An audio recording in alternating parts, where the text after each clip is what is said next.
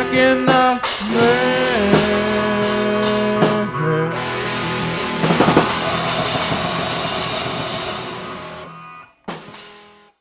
Welcome to the Stuck in the Mail podcast. Today we are talking about the album by Greg Brown, the folk legend from Iowa. This album is called Songs of Innocence and of Experience, not to be confused with the not amazing U2 albums that came out in the 2010s. Sorry, that's a little shade. I love U2, but those albums are not my favorite. Uh, but this album is by Greg Brown, and it is a collection of William Blake's poems, the very famous poems, very famous if you're an English major, I suppose, set to music in acoustic folk arrangements. So, Casey, this is a pretty obscure one. Tell me your initial thoughts. I think that a long time ago you tried to get me into this one, and I might have not even given it a chance. I definitely recognize the cover of it, and I know that it's been a favorite of yours for a long time. Well, the good news is here. I've finally given it a chance, and I really actually enjoyed it. It's a complicated piece of work. It's there's a lot to it. And it's a little, I mean, it's complex, but it's a little difficult to really truly pick it out until you probably heard it 50 or 100 times, the different songs. So it may be a little more challenging for me, but I gave it a bunch of listens, so I'm trying. Well, thank you. And it's a fair point. It's a slow grower, takes time. I think it helps if you're already somewhat familiar with the poetry because then you're like, oh, he's doing that with the tiger or whatever. And Right. if you're not familiar with the poetry, which of course I don't know all of the poems, I know some of them, but um, I do wonder kind of how this came about, like how he decided to do this. But Yeah, and it is pretty different from the rest of his work too, right? To some degree. somewhat. I mean, I would say this is a more acoustic album than some other things that he's done that I've heard. I can kind of give you my quick, brief version of my experience with Greg Brown, but this comes from his website, or at least a website that is adjacent to him. So, just to give you some background, if you're not familiar with Greg Brown, Greg Brown's mother played electric guitar, his grandfather played banjo, and his father was a holy roller preacher in the Hackle Barney section of Iowa, where the gospel and music are a way of life. So Brown ran some hootenanny get-togethers in Gertie's Folk City in New York. Then he moved to LA and Las Vegas, where he was a ghostwriter.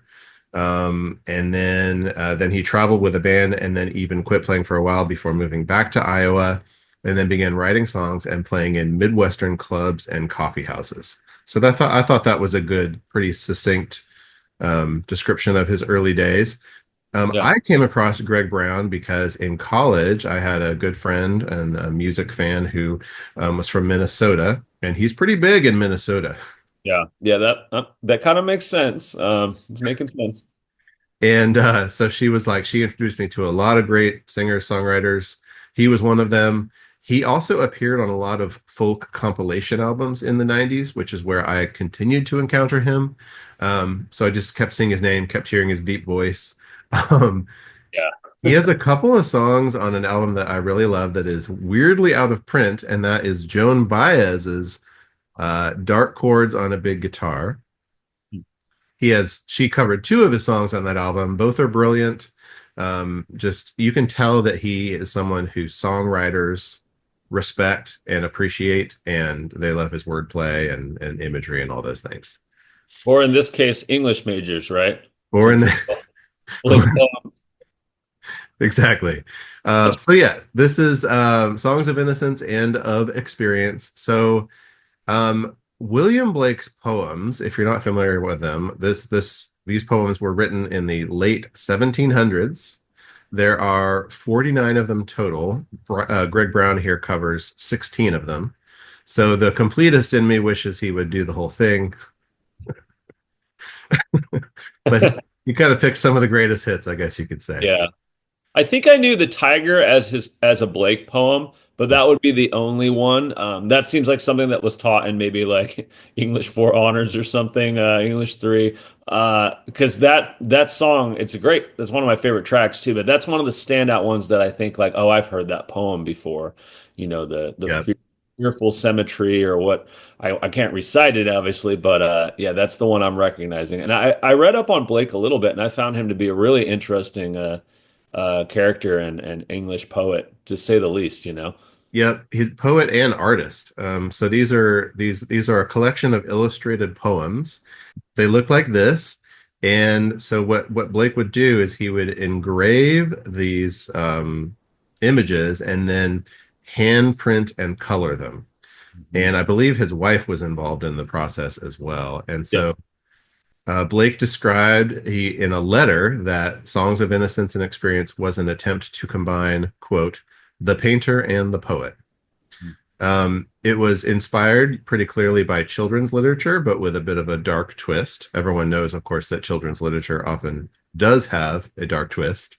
Looking at you, Grimm's fairy tales. So, getting into it, we have the Songs of Innocence. They're two different volumes. Songs of Innocence, as you would imagine, this mainly shows innocent, happy people in pastoral harmony. We see that in the echoing green, but also there's sometimes where there are dangers of this naive and vulnerable approach to life, which you can see in something like the chimney sweeper. Um, and this is just some more Wikipedia. His analysis of childhood as a state of protected innocence rather than original sin, but not immune to the fallen world and its institutions, would soon become a hallmark of romanticism. Is this the nerdiest episode we've ever had, Casey? I was gonna say this is definitely turning into the nerdiest episode really quick, but I'm digging it. I like it. I'm going to go quick here. No, Uh, you're so- good. You're good. Songs of Experience, as you might guess, darker, more cynical, more bleak, existential, but also more measured, more sober, more hopeful. It's the experience of life. We go from innocence and being naive and vulnerable to experience where we understand, but we also we can find, I would say, maybe deeper joy Right. because we understand. Yeah, exactly. I mean, experience here isn't seen as the dark portion. How I would take it. It seems like with experience you could keep innocence. I'm kind of going out on my own limb here, but yeah, I mean, I like that as a duality, because both have a really big positive, certainly mentally, that one could take to life. Mhm. And I am kind of I didn't really read that much into that of this and but there is things like there's infant joy and then infant sorrow and there's the tiger and the angel and the lamb, so there is a lot of duality on this. I'm a little bit confused by maybe the ordering here on the album, but maybe it doesn't need an ordering. You tell me, maybe that's a boring topic. No, that's good. I mean, because it's not the same order as the original Right. illustrations. I mean, my guess would be that Brown probably was familiar with these poems, but always kind of had a tune in his mind as he would read them. He'd kind of like start to sing, and then all of a sudden he's like, this could be cool because these are like they're short, they're like children's literature again, like children's poems, kind of meant for adults, of course, but like it's easy to kind of hum a tune to them in the way that a lot of old poems or even psalms or things like that, or you're like, oh, I could set that to music. And he's not the only one who's done this, by the way. Ginsberg did this with this material. But yeah, I imagine the track order has to do with like how he wanted the music to ebb and flow. But yeah, I mean, talking about the album here, I mean, it is an acoustic. It's a joy to listen to if you love acoustic music. I told you, this is like the one album I wanted on vinyl more than anything else, just because it's so beautifully recorded. Um, you feel like you're in the room with them. Um, this is a real, go I'm ahead. not, I'm not a hi-fi guy at any means, but I have learned over the years, especially recently with Judy Sill, that when you get those strong acoustic, strong vocal performances, wow, the high-end equipment really does send the music. And I mean, when it's just guitars and noise and it doesn't it sure you can get higher fidelity, but with the vocals specifically, it can really be impressive. Or obviously more strings and stuff, classical stuff. But Yeah, it's just such a rich. I mean, his voice is so deep and rich, and then you have the mandolin up high and the violin. It's just beautiful. Uh, yes, but yeah, you've got Greg Brown on pretty much doing all the guitars, from what I understand. You've got Michael Doucet on violin, who was also in Beau Soleil, which is a Cajun band.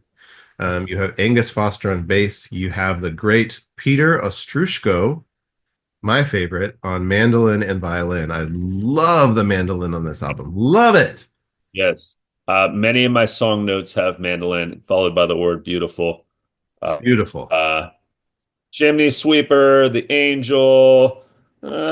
Yeah, Poison Tree has a really nice violin. Yeah, really.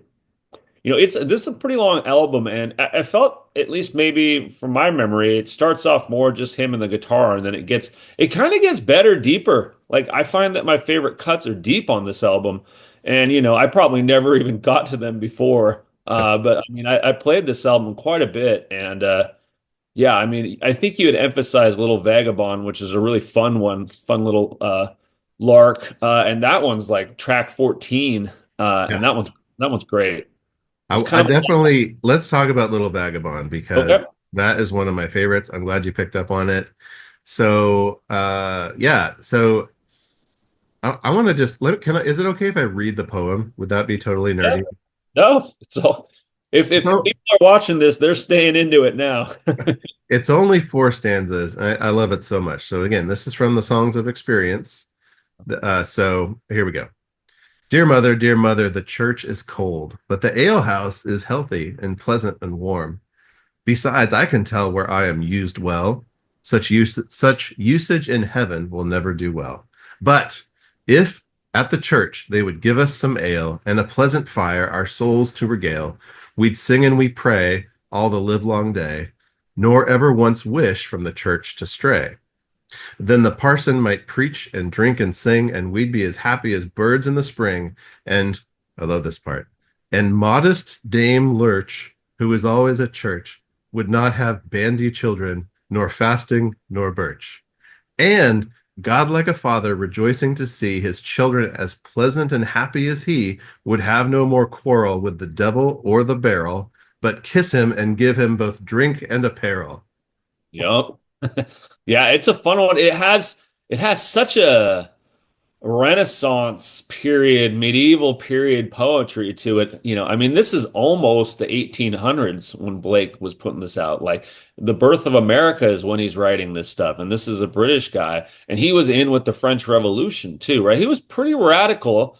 And Mhm. he had this whole radical, own spiritual Christianity and also like mythology. From what I understand, he was really a thinking man's poet and a true Renaissance man long after the Renaissance. So yeah, it's impressive. It's interesting.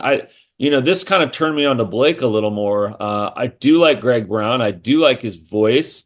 I cannot pinpoint what it sounds like.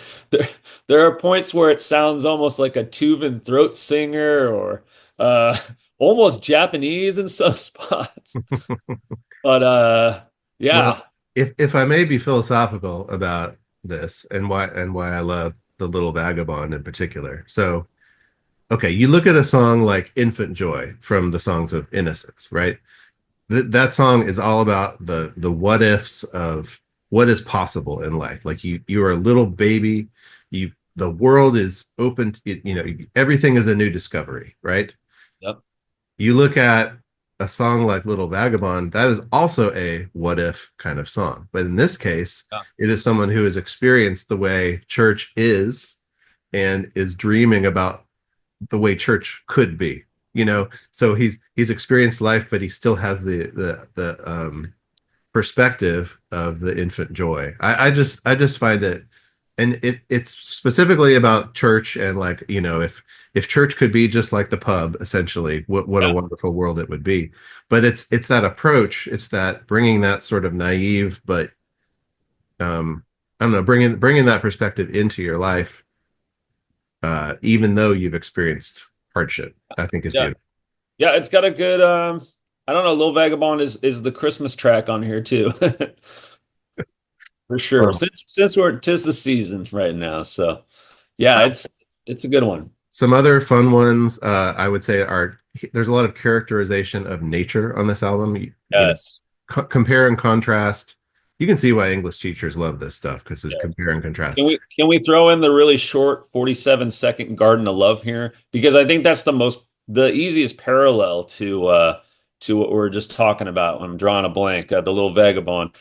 Because I think it's thematically very much the same. He's comparing the church grounds, which apparently have a cemetery, which is very common in England, to a place where it should be more like the garden, the metaphors for, maybe the Garden of Eden and whatnot. And it's very short, but very to the Yeah. point. Very to the And point. and that one ends with that they're binding with briars my joys and desires. Yep. Yep. Yep. So I mean the poetry it just works. It's really seamless. And Well, and talking about nature, so one of my favorites on the first half is the song Night. It's just uh this beautiful this beautiful arrangement of like kind of the wonder of being outside at night and just your senses are alive, and it's this again, it's this innocent approach. You contrast that with what you were talking about, the tiger, um, who at that time, people in England probably had never seen a tiger. They'd only heard about him. it's an interesting perspective to keep in mind. I mean, maybe they had, but it was like this was this fearsome, like exotic creature that there's this sense of, if there was a sense of wonder in the song Night, there's a sense of menace here with the tiger. Oh yeah, no, for sure. And I don't specifically remember Night. I wish I did. It's one I'll listen to after this. And I didn't write any notes on it either, but that is one I will definitely. I want to know, so is Spotify wrong on Echoing Green? Is it supposed to have two C's? I'm sorry for this little footnote. It is. So the original Okay. poem, they had creative spelling back then. Well, or we do now. You tell me. Yes, good point. Yeah, I also really love Infant Sorrow. Okay. I So this is very short. I have to recite it because I love it so much. All right, here we go. My mother groaned. My father wept. Into the dangerous world I leapt. Helpless, naked, piping loud, like a fiend hid in a cloud. Struggling in my father's hands, striving against my swaddling bands. Bound and weary, I thought best to sulk upon my mother's breast. Yep. Casey, this is the ennui of the human condition. Yep. We've moved into the episode of just lyrical poetry as an analyzation basically. And it's nice. I mean, it's tough to talk about lyrics, and I'm glad you're reciting some of these. I mean, it's really what this album's about. I get it now. I do. I'm still trying to figure out how this guy comes like really into your world of like, John Hyatt and Warren Zevon and, singer-songwriters of stuff. But I mean, I get it from your background, and I like poetry too a lot. And I think out of this, the William Blake thing is kind of the most exciting. He seemed to have been a person who, I mean, just to even come about in that time when America is starting and be British and be this radical is kind of unique and interesting because It I is. think a lot of people, what they don't really think about is a lot of the people that left for America and stayed here were kind of really out there. So for him to be kind of out there and stay there, and then do this work is pretty important. It's Um, it's important work, and you'll find it referenced a lot. A lot of famous artists reference Blake. uh, Um, Patti Smith, right? She did a whole book, I believe. I don't think I knew about the Patti Smith Uh, connection. Yeah, yeah. I mean, I had written it right at the top of my paper. I had Bard, which I'm talking about Greg Brown, and then it says Patti Smith Blake. So I think she did some lost works or something, but Hmm. yeah, there's a big part, and that makes perfectly sense. Perfectly good Well, sense. Because Patti Smith's such a poet artist. It's yes. impossible to separate. And you've got, I mean, there's tons of references. I mean, Little Boy Lost, I think of Dylan with Visions of Johanna. Little Boy Lost, he takes himself so seriously. So he's referencing Blake. Um, A lot of people do because it's very accessible poetry. It's Yeah, no, for because sure. it's in this childlike kind of presentation, it is easy to immerse yourself in, and I find it very rewarding. Talking about the songs really quick. Um, so I think probably my favorites. I would love to know your favorites. I really, really love the introduction. Gosh, what a beautiful way to begin. It's really fun to sing, really fun to play on guitar. Um, I love the song "The Chimney Sweeper." That was actually the one um, that my Minnesota friend first played for me, and that got me hooked. Is that the first one with that strong mandolin on it? The strong mandolin is a da da da da da da da da da da, just really melodic, beautiful. Love the song "Night." I can understand that that one sort of passes you by until the first, dozen times you've heard it, but it's really evocative. Um, on the second side, the angel is a really mystical, kind of mysterious one about like the loss of innocence and again, a lot of spiritual references as well. I am a big fan of Infant Sorrow. I love, of course, The Little Vagabond to me is the ultimate. That's the best song on the album. I love Little Vagabond so much. Don't But forget you, Sunflower. Sunflower, don't forget Sunflower. oh yeah, that's the one where he goes, "Oh, sunflower." That one's the most Tuvan. Oh, or Japanese sounding. And Oh I go, yeah, I wanted him to go to the low note. I wanted him to go, "Oh, sunflower," but he never does. yeah, I mean that one's interesting. I'm probably with Little Vagabond, The Tiger, Chimney Sweep. I do like Garden of Love, even though it's really short. Having a hard time remembering introduction, but on my notes, I found another name I meant to throw out really early on because this certainly fits in the realm of folk, traditional British, or even traditional American, really. And that name is Richard Thompson.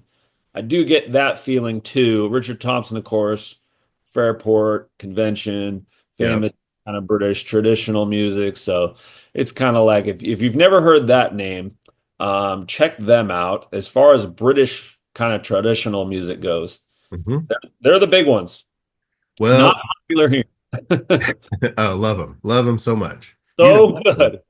And the big names throughout there would be Sandy Denny, who is she was on a Led Zeppelin song, so that's her crossover fame. I think the fourth album.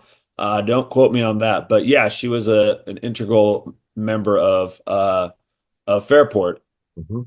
as well as an obscure band, Fotheringay, which is a Fairport song, and I recommend that group as well.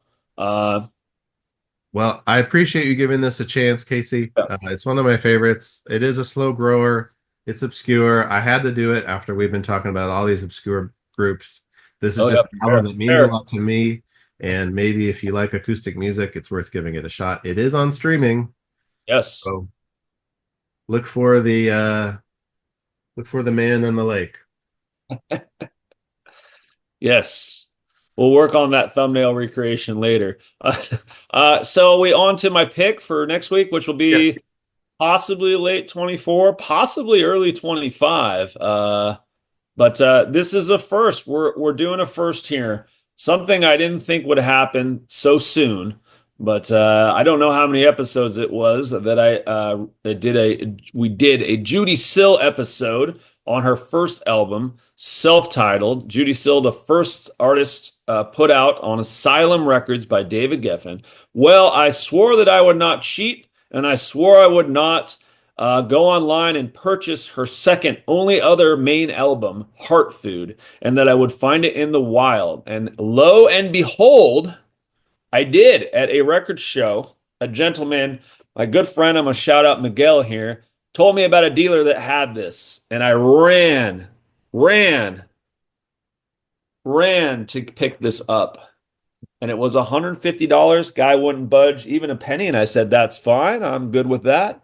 And so we have Judy Sill's second album, Heart Food. So we're featuring an artist again without even 30 pods. I don't know if this is okay. Hopefully people enjoyed it. She's kind of, I think she's hot in the record collecting world. Casey, I've seen a lot of. stuff about her. If anyone deserves to be featured twice in 30 episodes, it's Judy Sill. Yes. And honestly, I mean, I haven't played Heart Food as much as I've played the first one because for one, I haven't had the record as long, but I'm genuinely looking forward to seeing which one I like more. I do feel that she's doing a little bit more on this one, but is whether or not the songwriting will hold up in Yeah. comparison. So this It's should be a fun. I think that they're, I'm looking forward to this. I'm glad that Destiny brought the album to you. Yes. And if we can bring Prismatic to the surface, which thank you all for getting Yeah. us our very first 1,000 viewed video, which is the Prismatic album. Man, Yeah. if you haven't listened to that, run, don't walk. That's right. So yes, we're going to talk some more about Judy Sill because she is a legend who is finally getting the attention that she deserves. Yes. Beautiful. Well said. That's all I got. I'll do my classic spin here. Not my best one. Almost hit my knees there. And I think we're out. All right. What are we Bye. gonna do?